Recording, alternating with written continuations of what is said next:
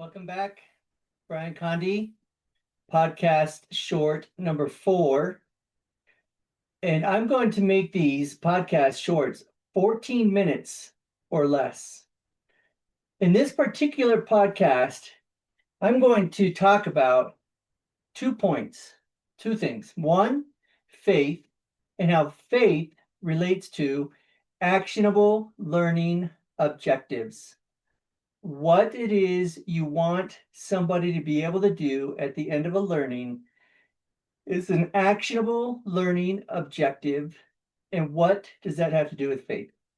Okay, because I'm literally on the clock and I want to teach you so much. Faith is talked about in my book, Ignite Your Growth. Okay, Ignite Your Growth is about how obstacles are moments of growth.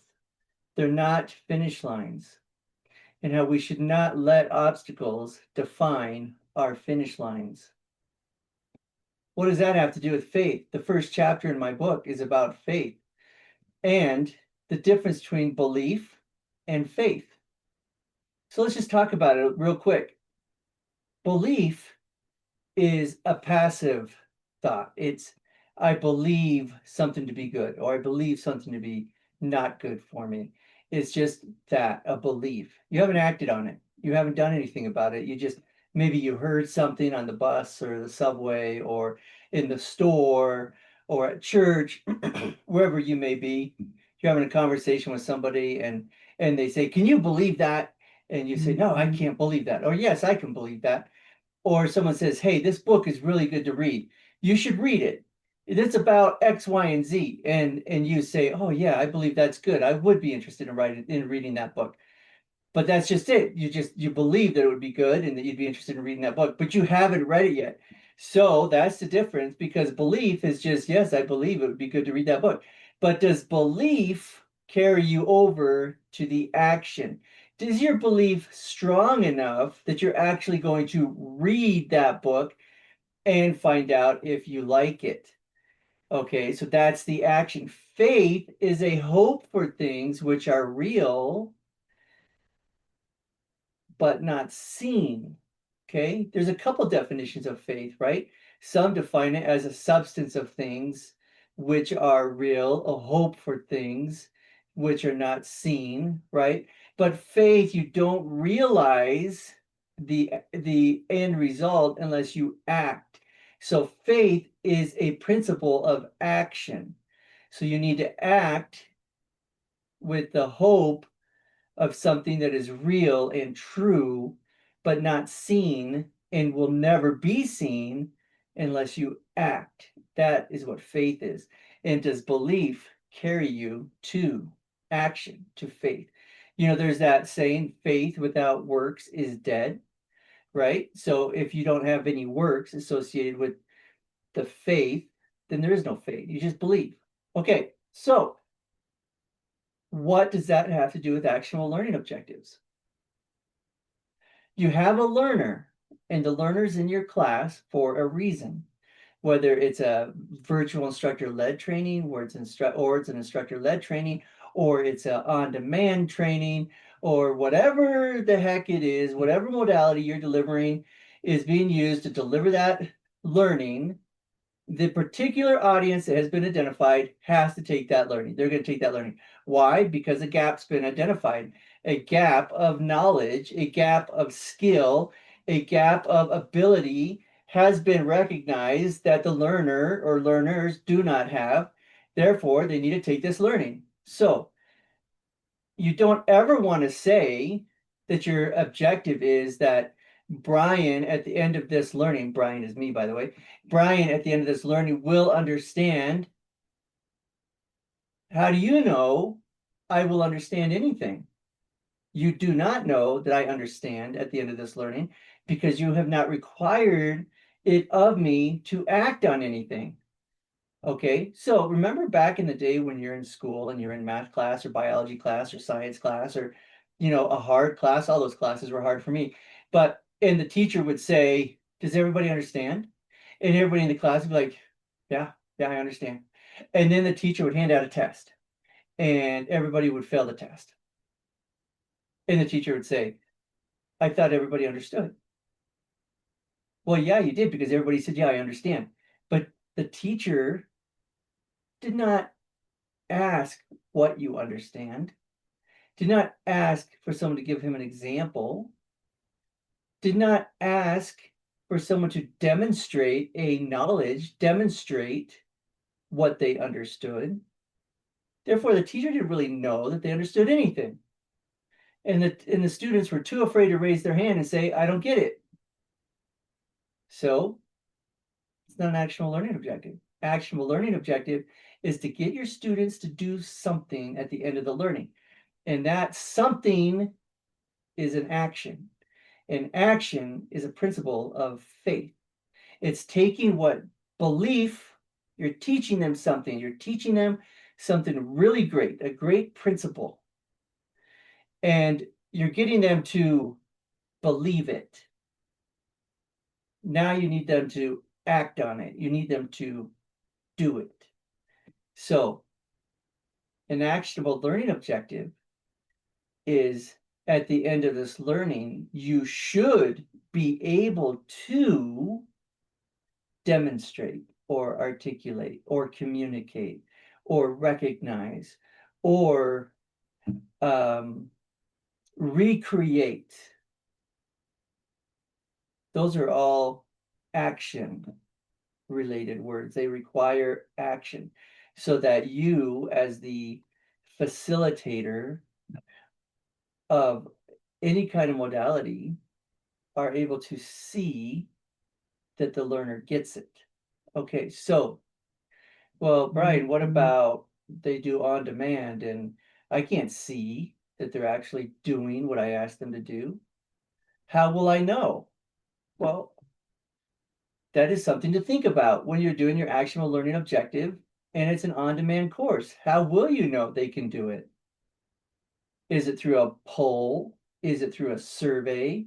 Is it physically going out to where the learners are and asking them to demonstrate what they've learned from the on-demand learning into their jobs? Is that all realistic? Of course that's realistic. Why wouldn't you do that? If you're going to measure success, you need to be able to see that they're incorporating what they've learned into their job. And if they can't incorporate the key principles that you've taught, then you know they don't get it. Well, Brian, what about we don't want to put them out there in an environment that's not safe where they could fail and embarrass themselves. No, you don't, because then it's very hard to recover from that. So what do you do in that case? There was a time when I worked for a health insurance company, and we had to revamp the entire system that they use to plan benefits, create benefits, do claims, all these things, right? Because it was all, what do they call it? Green screen, mainframe. And now they were going to Windows based, okay? All right. So we had to teach everybody how to do what they did in the mainframe into a Windows-based environment. And people were getting disheveled a little bit. They were getting a little frustrated. So instead of throwing them live into the fire uh, to perform their duties with real customers or whoever it might be, you'd have them simulate it, right? Simulate scenarios. Give them scenarios to work through and see how they do, right? Or we also gave them a mentor, somebody that could do some phone calls, could do some things with them, their job, help them actually do it on their own before they had to do it live on their own. And then that mentor and their mentee would go back to the supervisor and would report back on how they're doing, how they're progressing, how they are incorporating those actionable learning objectives into their job. And then once people felt comfortable enough to let them go on their own, maybe after 30 days or so, then they would go on their own. But the mentor would be right there with them to watch them perform their duties. So that's just one thing. And you know what? It's not old school.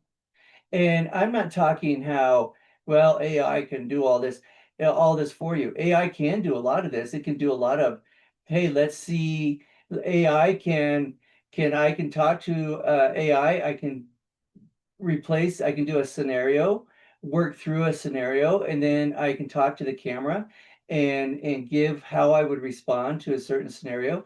And then AI will analyze how fast I talk and how often I use filler words like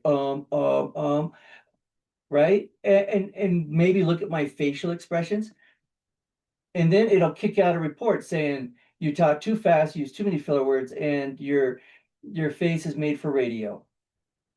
That's a joke.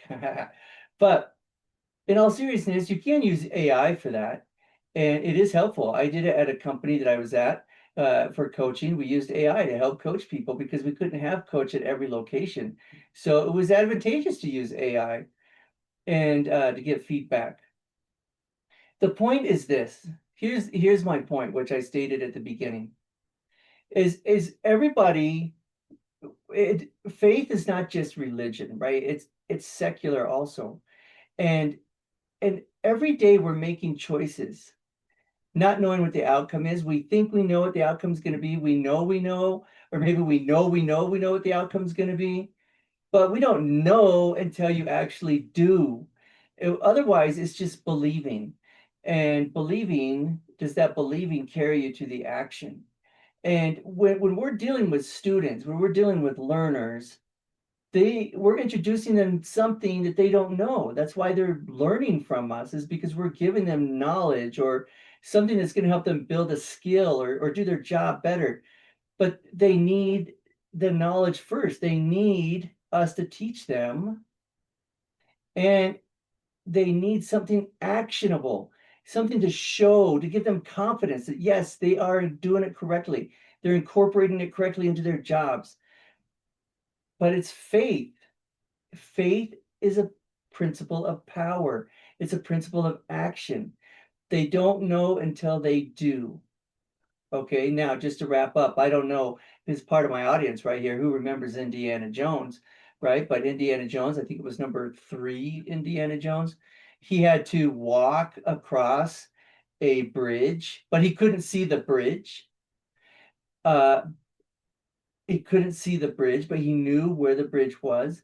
And he had to take that first step, that first step of faith, that leap of faith. And when he took that leap of faith, his foot landed on the bridge. And then he was able to take rocks and cover the bridge with rocks so he'd remember where it was at. But he had to take that step first before he was sure where the bridge was, right? And so he believed where it was, and then he had to take the step. So just like with us, we believe a lot of things, but does the belief carry us to act?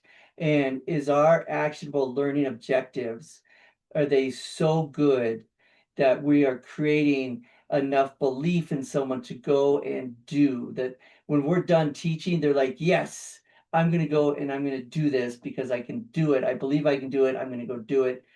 And then they incorporate it into their jobs. All right. Until the next time, have a great day.